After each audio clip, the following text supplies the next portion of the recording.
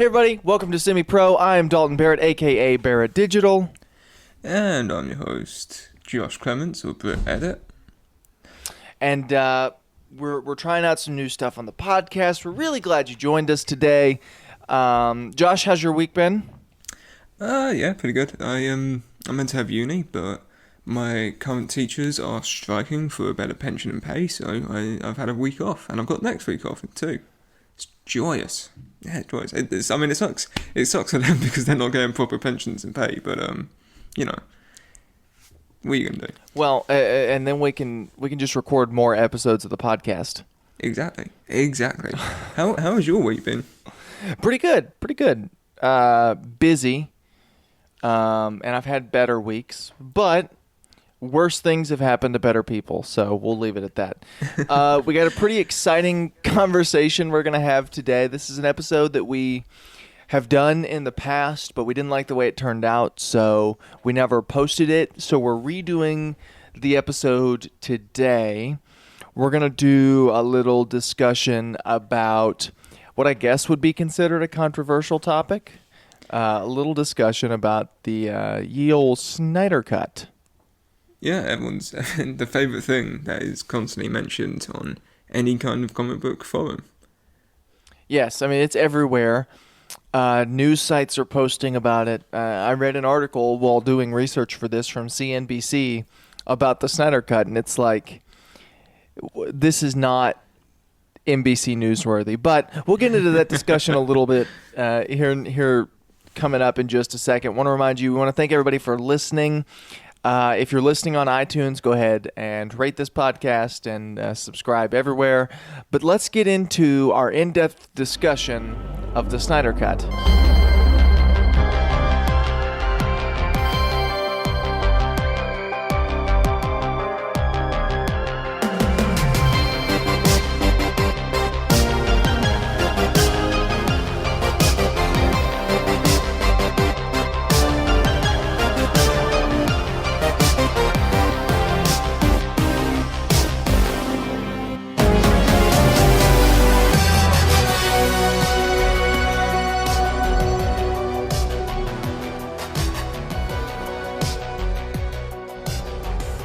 All right, Josh, so Zack Snyder's cut of Justice League. I guess we should preface this by saying, at least for me, the Snyder Cut is something that I would like to see. I think it would be, number one, it's just another Justice League movie, and I like the Justice League, and I wouldn't mind seeing a second Justice League movie.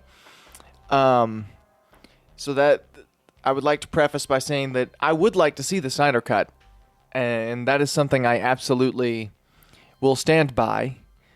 But what about you? Do you want to see it? Yeah, no, I'd love to see the Snyder Cut. You know, like I said, it's more film, it's more Justice League, it's more of the characters that I grew up with. So if it was released, yeah, I'd probably go see it.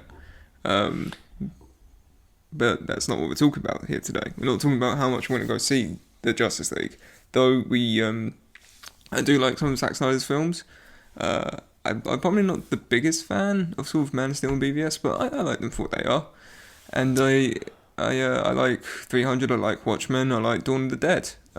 Yeah, I don't particularly... I don't like Dawn of the Dead. I like Watchmen. 300's okay. I'm not the biggest fan of Man of Steel or BVS. That being said, I can still appreciate those movies for being movies. I'm just not a fan of Zack Snyder's film style. Well, he's a very visual filmmaker. Right. He's not very story driven, and I'm a fan of more story driven movies, which is fine. Here's my thing about what's been going on with the Snyder Cut, and this is all kind of the catalyst of one event that we'll talk about a little later that happened somewhat recently, is the reason we're doing this to begin with. The point that I want people to take away from this episode of Semi-Pro, because it is kind of, I don't want to just bash on the Snyder Cut to bash on the Snyder Cut, right? I don't just want to sit here and bash on Zack Snyder, because that's not fair to him. and that's not fair to the fans of his movies. I get. Something I did want to say was that, there's obviously, as there is with sort of any fandom, with any sort of group, there's extremists within that group. There's people who will go way, way over the line with that. But for the most part, I kind of respect the Snyder Cut movement. I mean, they've raised a lot of money for suicide prevention charities. And ultimately, I support Save Daredevil, which is essentially just another version of the Snyder Cut. Right, but I've seen the way you react about Save Daredevil, and it's not quite the same. Okay, yeah. So okay. Now that we've said all that, here's the point. The actions that Zack Snyder have had, and what I want people to take away from this episode of the podcast is this. Zack Snyder, after leaving the project of Justice League, now regrets his decision and is using his fan base to gain popularity and internet clout so that Warner Brothers will ultimately break down and release his cut of the movie. And he's doing it in ways that are dishonest, in ways that are dirty, and in ways that I ultimately, fundamentally disagree with. And the people who are in support of the Snyder Cut are already saying, like, no, that's not the case, and that, you're lying, and you're just a hater and a Marvel fanboy and all these kind of things. And so what I'm asking you to do, if you are a fan of these movies, is to give us some time here to talk about why we think that. Ultimately, not because we don't want to see the Snyder Cut, because once again, I do think it is something that would be awesome to see. But that, we don't want people being... This is something that I've seen on a small scale where people use their internet fame and their popularity to get people to do whatever they want. And now it's happening on such a large scale that the director of Batman v Superman and Justice League is doing it.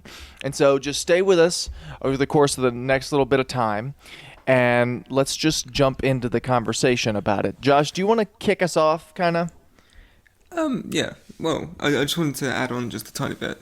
Basically, we just want you to hear us out. This is a respectful discussion. We're not going to bash your views if you support the Snyder. We're not going to go, you're an idiot for liking Zack Snyder. That's just, it's just immature, and it's not going to do anything. Well, I completely understand the appeal. I completely understand why people like Zack Snyder's movies. I just personally don't. It's not my cup of tea. Right, yeah. And I guess what we're trying to say is that we just want to talk about the situation surrounding all. Not taking sides, just pointing out the facts of the situation. Look at it logistically, look at it realistically, and say, what has Zack Snyder done? And towards the end of this podcast, we'll talk a little bit about, does it make sense monetarily for Warner Brothers to release this? So let's start right now with just the Zack Snyder portion of our discussion. Well, you mentioned that, internet stars have had a history of manipulating people to support a cause that they want or to support them. And while this isn't as, I would say, serious as something they've done, Zack Snyder has, on occasion, lied about certain things. He posted a picture of Superman in a black suit on his Vero account, I think a couple of months ago. It's been probably, it was last year, so I would say it was in 2019. I think it was in December, so it's been about three-ish months ago. Give or take 3 months. He posted about the black suit, Henry Cavill, head to toe in a black suit, and people believed it to be an official, picture, essentially. This is confirmation that it exists. This is confirmation that they filmed stuff about the black suit. But then when you go to look at that black suit, you look at the picture in detail, there's a lot of inconsistencies that, me and you and a few other Photoshop artists noticed, because we spent a lot of time looking at, desaturated pictures. We spent a lot of time changing certain aspects of pictures, and there were just a lot of inconsistencies with the image he uploaded and how an actual image of the black suit would function. Would you like to? And I know you pointed out the picture's lighting more. How the suit I've got the itself was points black. pulled up. I've got the points pulled up here from what we made about it being a pretty clear Photoshop. The edges are kind of rough cut, meaning it's a cutout. That's pretty obvious. The tampering with the exposure on the logo is fairly evident. If you know anything about photo editing and that kind of thing, when you bring up brightness and contrast on part of an image to make something that is not white, you get this grainy look and you lose some quality, and that's evident on the logo here in this image. There's no color reflecting from outside lights on the suit anywhere, showing essentially that it's been completely desaturated, even though you can see light reflecting on the face. And in some places you can see some blue on the sleeve and some red on the cape. And ultimately, even with other quotes from other people working on the movie, the black suit is something that has fascinated us as filmmakers from the get-go. We saw a glimpse of it in the nightmare sequence of Man of Steel when Superman was wading through the skulls, and also in the deleted scene from Justice League where you get to see Clark walking through the spaceship and it's teased in the background. We were prepping Justice League. At first it seemed that it might be logical choice for the look of Superman when he's resurrecting. Zack is extremely respectful and passionate about the depiction of Superman in comic books and graphic novels, and traditionally when he is resurrected he's in the black suit. But as the tone of the film developed and we were in pre-production, the filmmakers felt that the classic red and blue suit seemed more appropriate to our story and our script, and it seemed like a more positive, upbeat image of Superman that was needed, and in hope the world could be saved by Superman. That's a quote from somebody who worked on the concept art portion of the movie. The interesting detail here is that the behind-the-scenes image of Snyder shooting scenes with Cavill wearing the blue suit, but Screen Rant has previously learned that Snyder agreed to use a blue suit, suiting in such a way that would allow it to be easily changed to black in post-production, a process that many fan edits have shown is totally achievable. Now, that's the fan edit thing. That's my theory, is that it was shot with a blue suit so that ultimately it could be made black. But Yeah. Zack Snyder, when posting about this black suit, didn't specify that that's what he wanted to do. And that's my issue with it. That's where I take issue ultimately with the black suit, is it just feels dishonest. It's not awful. It's not illegal. It's not the worst thing that anybody's ever done. But ultimately, he posted a picture of the black suit, didn't specify that the image had been tampered with, and led people to believe that it was a real on-set photo. And that just...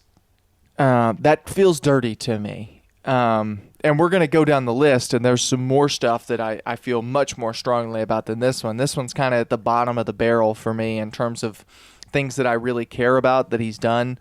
Because, like I said, I do think that this was something that he was going to fix in post, but it was also worth mentioning on this list while we're talking about it. So, Josh, what are your thoughts?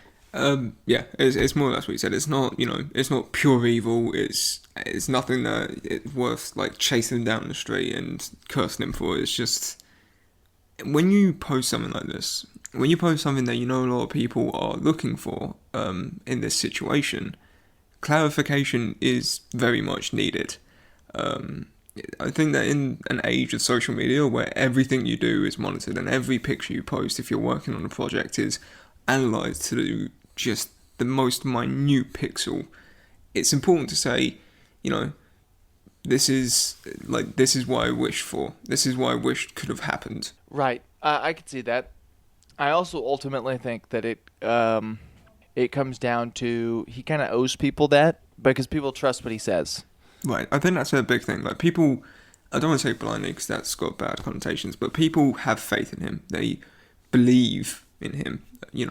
Well, and this goes back to when all that stuff was coming down. I did that breakdown that I just read to you, the first one about the image itself. I did that breakdown on my Instagram story, of why I thought and still think, and many other people have looked at it and said, yeah, it's Photoshop. And so I did a breakdown of why I thought it was.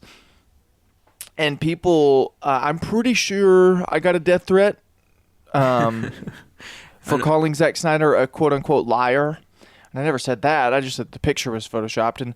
And my only point in bringing that up is that people take his word really seriously, and people trust what he says. And so he should have clarified in that it was a shop. That's just my opinion. People are going to disagree, whatever. But that's my opinion on that first point. So, Josh, do you want to give us our second point here?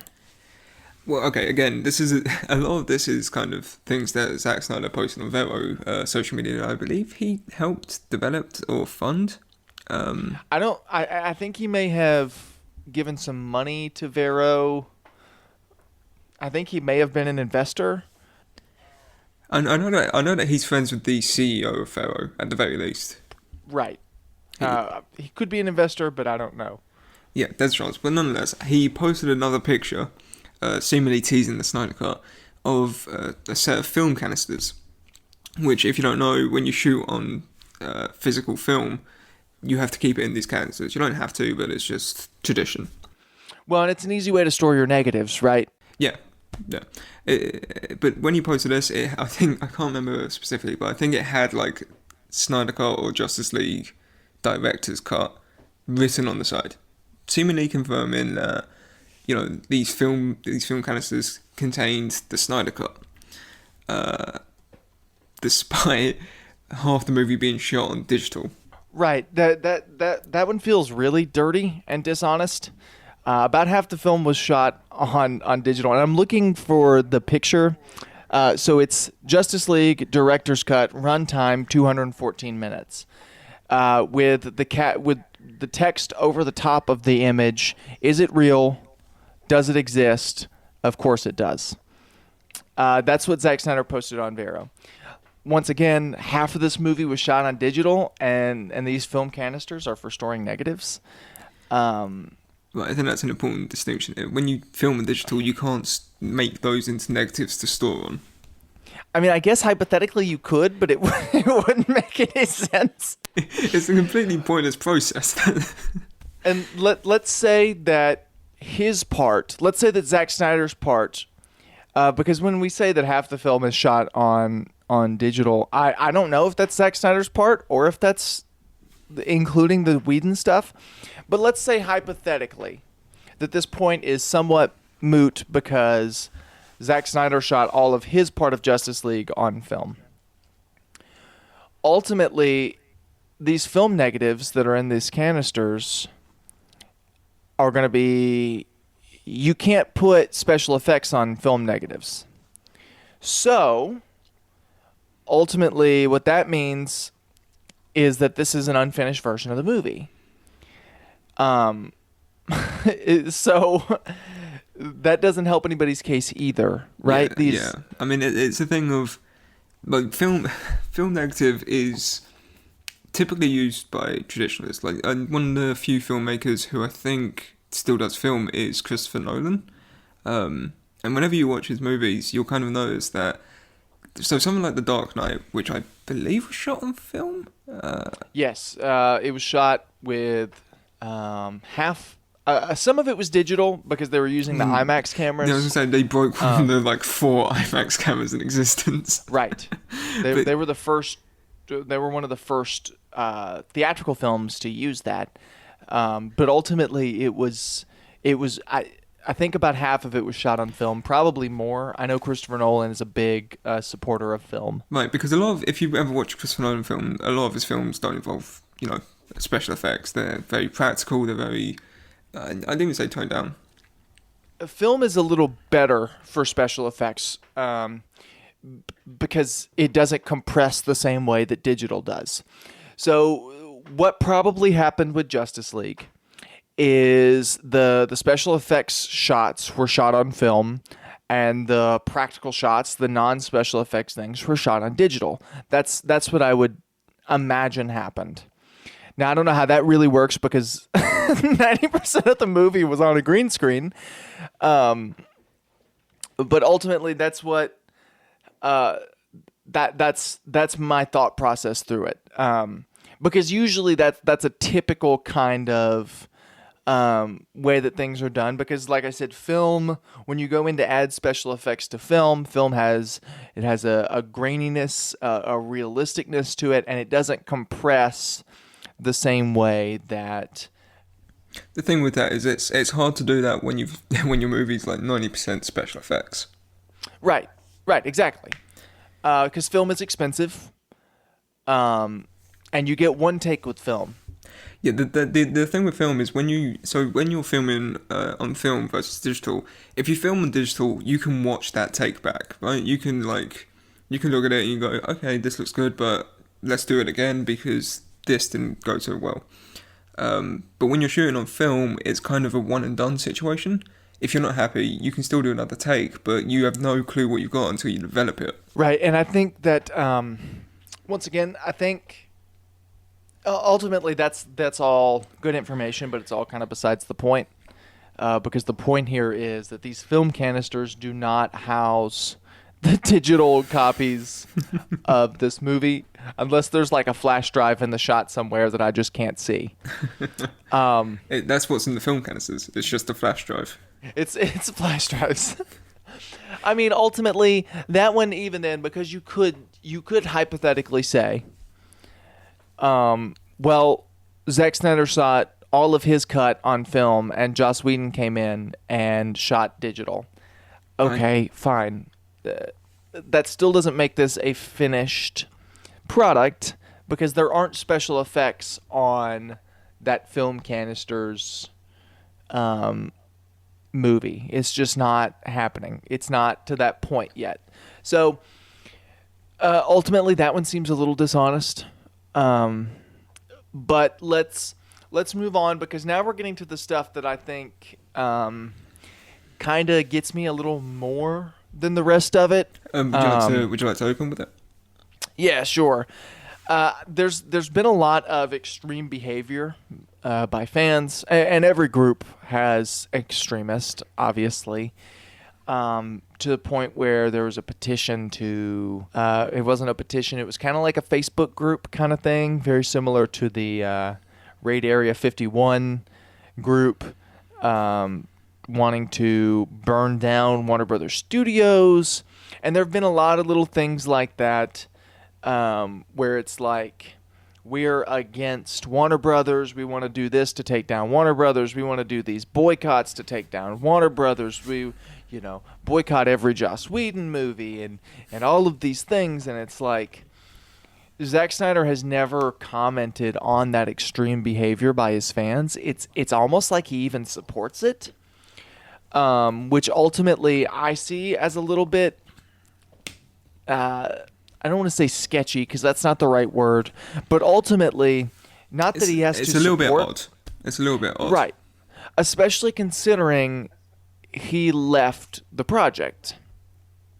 The story that he's given, the story that Warner Brothers has given, the story of what happened was he left Justice League because his daughter, and it's just terrible. It's awful. His daughter passed away, and so he had to leave the project because ultimately working on the project was too hard after his daughter passed away. Those are his words. And it was about 6 months after she passed away that he left the project. It's not like it happened immediately. And again, it's a terrible situation all around. Like, it's an absolute tragedy. And absolutely. And I think, honestly, he made the right choice, because when you're in that kind of mind state where, you've had a personal tragedy, working endlessly isn't going to help your mental state. But yeah, he left on his own accord. He said that. Warner Brothers has said that. And I think it was the right move. I agree.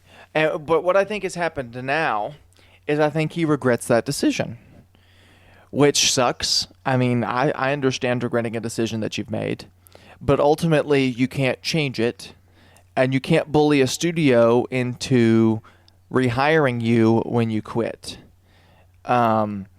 And it seems like definitely that's what the fans are trying to do. They're trying to bully the studio into rehiring Zack Snyder to ultimately release his movie, which is what they think is going to happen. But what would ultimately have to be done is he would have to come in to finish his movie. So my only point here is, and it also comes down to the bullying and hating of Joss Whedon, who just came in to do his job. Those two are Right. kind of grouped Right. together. Yeah, I think that's an important thing to mention because okay, so this is again extremist fans who, Right. I'm not saying that everybody who supports the Snyder Cut does this, but I have seen some very passive seeming people who have made comments, negative comments about Joss Whedon just out of the blue. And who are harassing him online and other fans too. You remember what happened months ago with Henry Cavill? All he said was ultimately, I've never seen the Snyder Cut. I don't know if it's real or not. And people jumped down his throat. yeah, I mean he didn't even, I think he even tagged on like, oh, I hope it's real, I hope it's there. But I don't remember if he said that or not. He may have. But yeah, he basically just said, I don't know if it exists, but it is what it is. And people, Right. like verbally on his post and stuff are like, how dare you betray Zack Snyder? How dare you support Joss Whedon and Warner Brothers in this situation? They really went after him and they slated him for just simply saying that he didn't know whether a movie existed. And during that time, the fact that Zack Snyder never said, hey, quit threatening to kill Henry Cavill. You guys have taken this too far. If it were me in that situation, and I'm not in that situation, so ultimately it doesn't matter, but if it were me in that situation, I would have to put a stop to it. I couldn't sit and let that keep happening. That's just me. Right. And that's one of the things that I wanted to make sure we commented on because it does feel just kind of, it feels wrong, and I don't want, ultimately we're not going to change it, but it does. It feels wrong. So what do you think about that specific scenario? Yeah, I think. Well, again, I think it's important to realize that, there are people who look up to Zack Snyder, people who follow him, and I think that group is increasingly getting sort of bigger and bigger. And then he knows that he has this following. Like he, it's evident that he knows.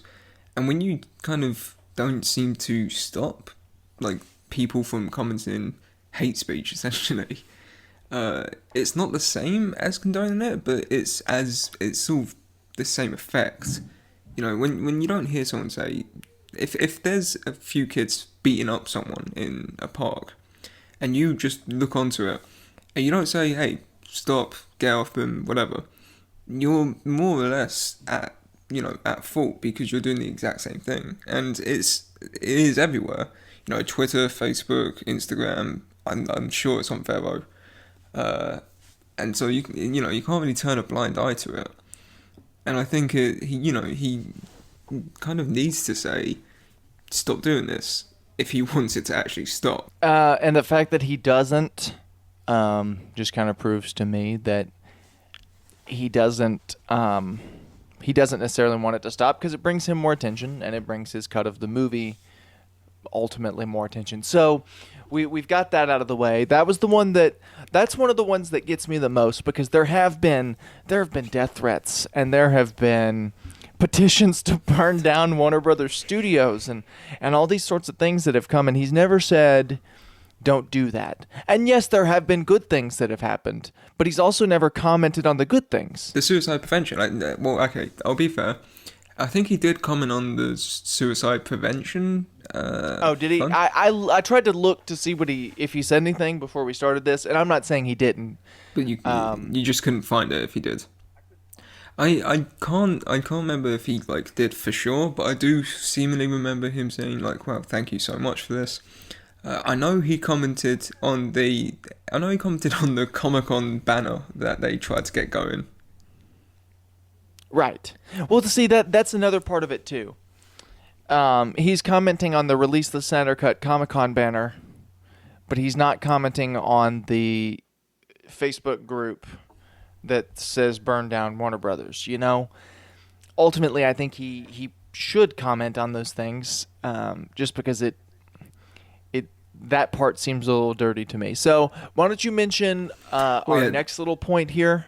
This is another this is lesser something point, but that I felt more strongly about than you did. Like this is in terms of the last part really got to you. This kind of got to me a bit. He seemingly seems to like bring up the Snyder Cut out of nowhere whenever there's a big DC property, succeeding or emerging. Like I remember Joker's opening weekend. That's when he posted. I want to say the film canisters.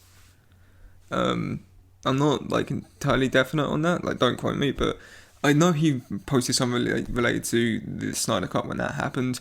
He posted something related to the Snyder Cut when the DC Universe app launched. He posted it when the Wonder Woman trailer came out. When Shazam came out. No, not when Shazam came out. There was something more recently that I was trying to think of. I want to say when Titans aired, he posted something related to that. He seemingly posts it whenever there's another DC property succeeding. I think it's just kind of petty. Because, these are also properties that people have worked hard on, people have put effort into, properties that they wanted to see come real, and they've made it happen.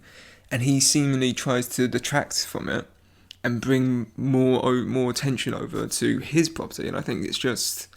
it is petty more than anything else. Well, something came out when the Batman test footage came out, and I don't remember what, but there was something Snyder Cut related. I want to say a lot of it's been concept art or the ZBrush of Apocalypse. Yeah, no, that sounds right. Lots of different things, and it always seems to correspond with something else coming out. That's the thing. It's not just like once or twice, it's seemingly every time a big DC event happens, Zack Snyder's very active on his Vero account. Right. And ultimately, it's not like you can stop that, That's just one of those things you kind of have to live with. That doesn't seem...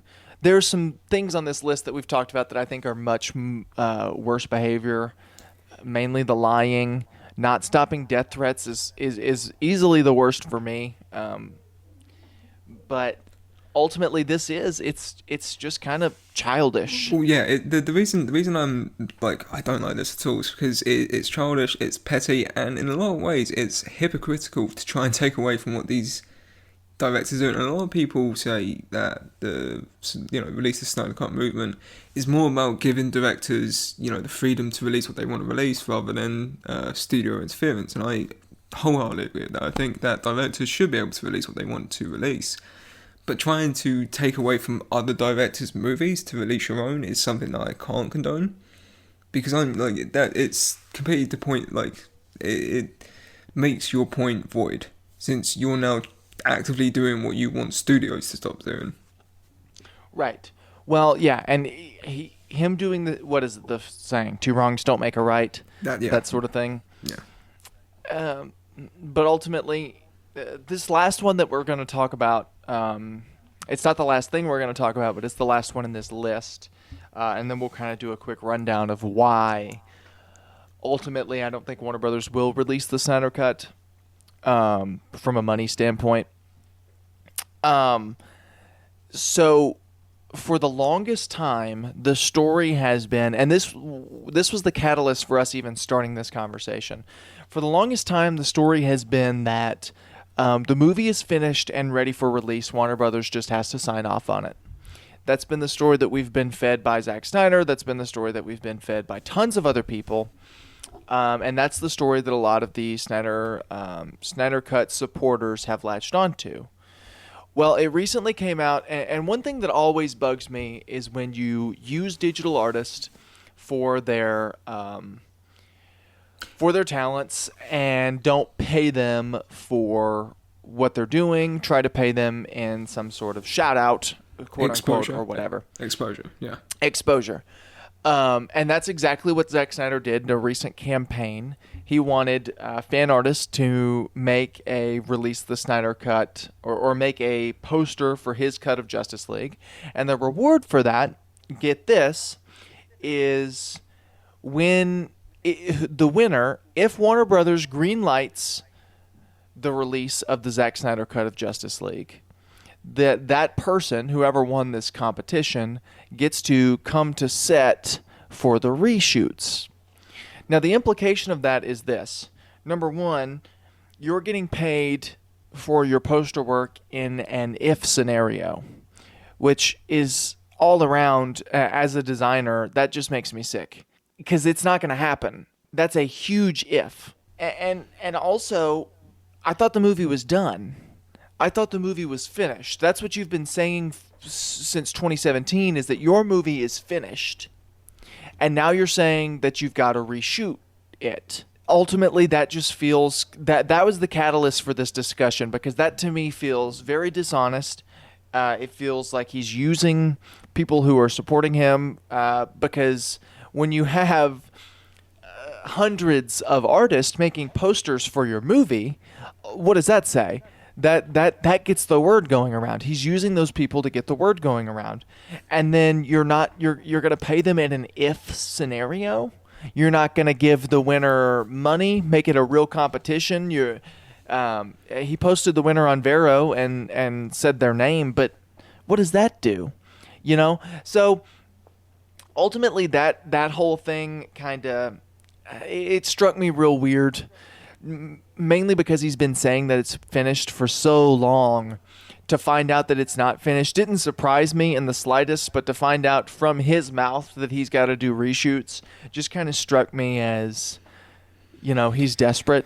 So I want to hear your perspective on this. Where does this fall on the the Zack Snyder bad list? I think it's bad. I think it's bad enough when a random person on Instagram would message you and say, "Hey, can I get like a poster for this thing I'm working on, or can I get an edit of this cosplay or suit design or whatever?" You go, "Yeah, sure. It'll be however much you want to charge for it." And they go, "Oh, it's gonna give you a shout out on my page." And I'm just like, that doesn't do anything for me. A shout out on your page will not get me food at the supermarket. It's just right. And when it comes to normal people doing that, I at least partially understand. I don't fully understand, and I certainly don't agree with it, but I can at least partially understand where they're coming from. But when you're a movie director who's worked in the industry for over 20 years, and you're actively going, "Oh yeah, I'll pay you an exposure in case this film ever happens," it's bad. It's really bad. Because again, it's not even like an exposure certainty. Like, it is, I might get this film going in the next few years, and if I do, you could be a part of it. Well, and ultimately, it's unprofessional. Very, very much so. It's very, very unprofessional. And there's nothing really else you can say about it. It just is. It's the most unprofessional way that you can handle a situation like that. And it just, I don't know. That one really got to me because he's using artists, he's using his fan base, and he's paying them in something that will probably never happen. Now, here's what you're saying now, those of you who are in support of this. Of course it's going to happen. Well, let's talk about why I don't think that it'll be released. This is much different than the previous discussion, but they do relate. These are the logistical reasons why I don't think a Snyder Cut is going to come out. Would like to remind you at this 40-minute mark, I do want to see the Zack Snyder Cut of Justice League. I just don't think we will ever see the Zack Snyder Cut of Justice League. Let me read you what Kevin Smith said. Kevin Smith has not seen the cut, but knows other people who have. He said Zack Snyder's version wasn't finished. This was during an interview on Cinema Blend's Real Blend podcast. It was a movie that people in pre-production could watch and fill in the blanks. It was certainly not meant for mass consumption. Now, what does that mean? That means ultimately this was a rough cut of the movie meant to show special effects artists and investors, which means it's not a finished movie. It's not meant to be seen by audiences. I don't know if you've ever seen a rough cut of a movie. I have. They're bad. Okay. For people, so in case people want an idea of what a rough cut of a movie might look like, when you're watching a DVD, back in the days of the 2000s when DVDs was still a thing and you would go and watch them, you would see special features, behind the scenes footage, deleted scenes, and you click on them and they're not finished at all. They're like, sometimes they're concept art, sometimes they're very rough models. The Hulk scene, the Smart Hulk scene at the end of the Endgame re-release, for example, that's what 90% of a rough cut is. It's showing you what might be if you get people on board to give you money. Right. I've seen the rough cut of, because I'm a nerd, I've seen the rough cut of Star Wars A New Hope. Wow, I'm so surprised. It's awful. It's terrible. It's a collection of scenes that don't really make sense with each other. The pacing is bad. The some of it is storyboards and Ralph McQuarrie concept art, and it's that's what you're getting into when you say you want this. You're gonna have whole scenes of storyboards. Do you really want to watch a movie with scenes of storyboards? A lot of what Zack Snyder released on like Vero, that would be full scenes. Right, exactly.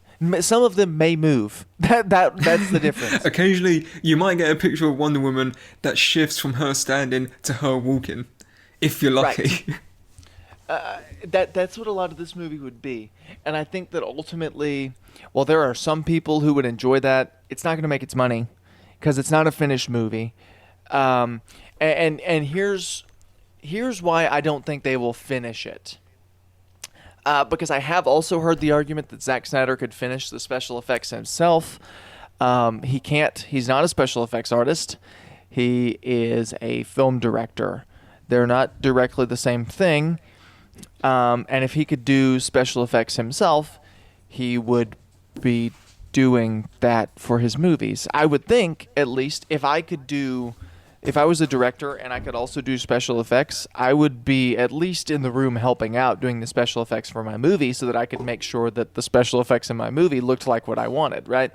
So ultimately, like I said, that's what Kevin Smith said about it, and he knows people and has had conversations with people who have seen it, and he's the one who ultimately said it's a rough cut. It's not meant for people to see. And other people at Warner Brothers have said that and have even said, it's not going to be released.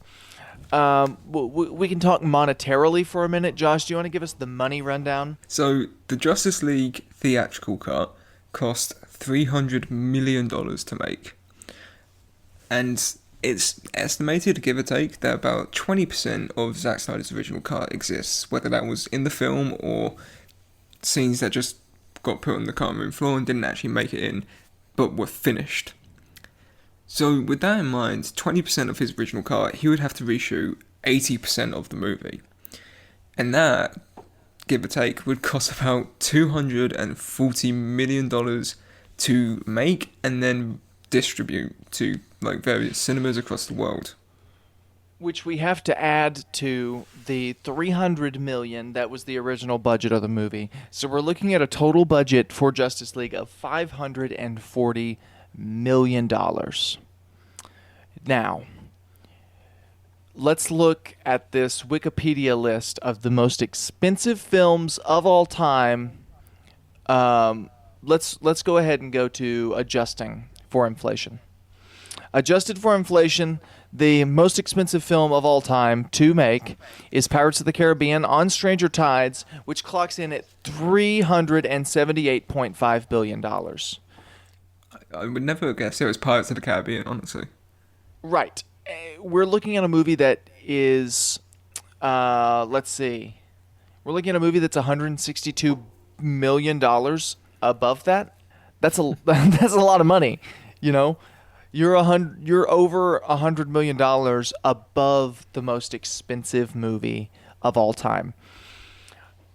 Another thing, ultimately, I think to consider is Justice League isn't DC's first negatively received movie.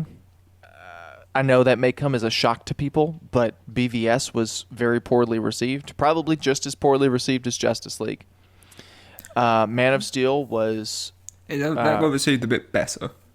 Right. It wasn't overwhelming support. There was a good few criticisms, but for the most part, I would say it did all right. I would say it was very divisive upon its release. It's gotten more people have come to appreciate it now than did then. But it was very divisive upon its release. And then you go back even further, you've got movies like Green Lantern and those sorts of things. So the DCU ultimately did not start off. Oh, Suicide Squad was another one that came out pre-Justice League that was just received poorly. Yeah, I mean, pre-Justice League, the only film that I think would say received overwhelming support was Wonder Woman. Right, exactly. Well, Wonder Woman was post-Justice League, wasn't it? No, it was not. It was pre-Justice League. Gotcha. Okay, so ultimately, they've had these movies that were received poorly. That didn't...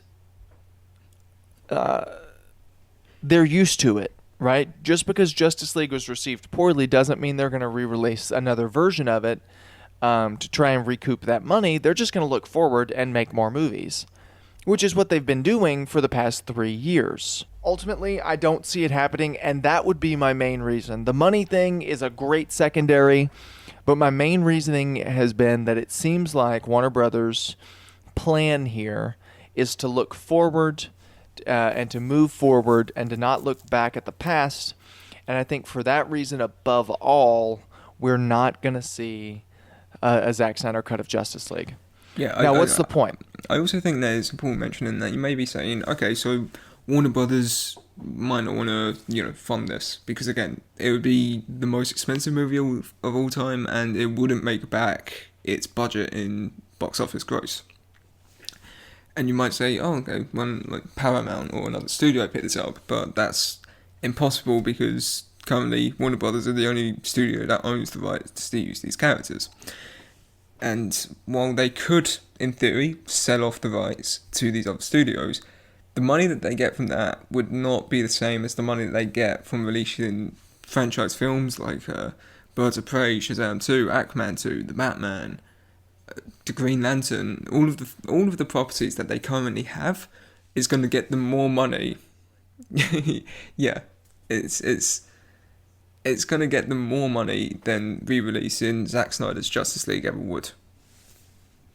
Right, and ultimately, when Zack Snyder left production of Justice League, Zack Snyder forfeited his right and his control of the movie.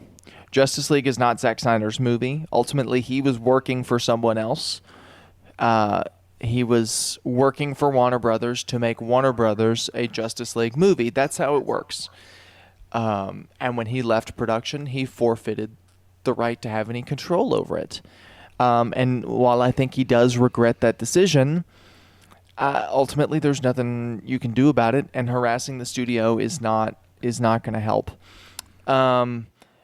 I guess that...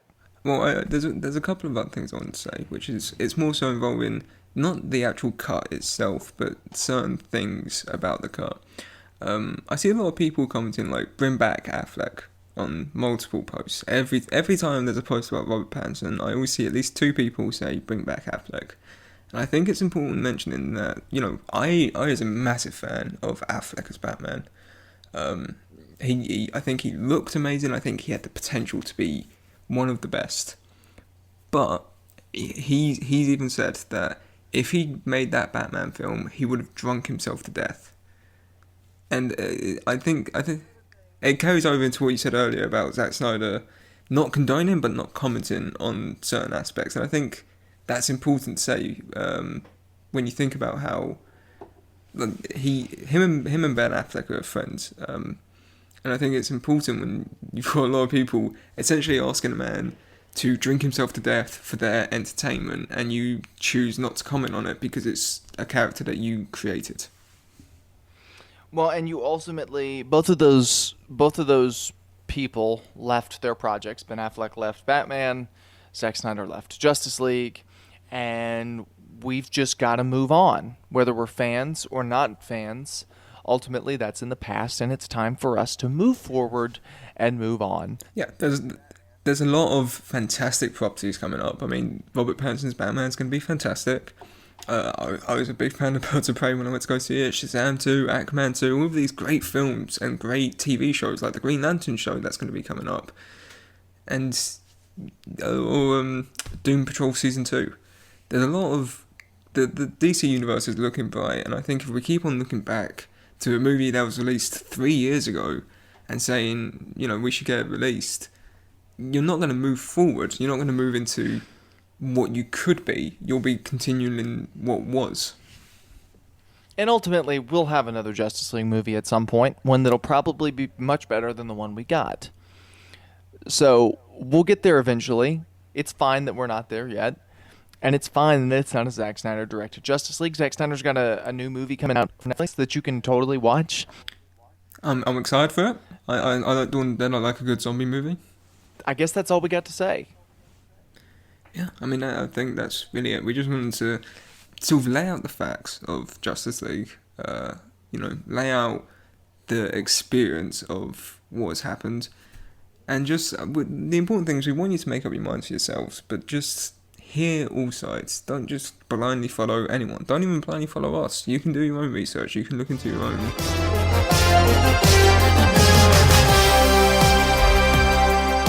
All right, everybody. Hope you enjoyed the Snyder Cut discussion on this episode of Semi Pro. I think this is a tough thing to talk about because we don't want to alienate any of our audience.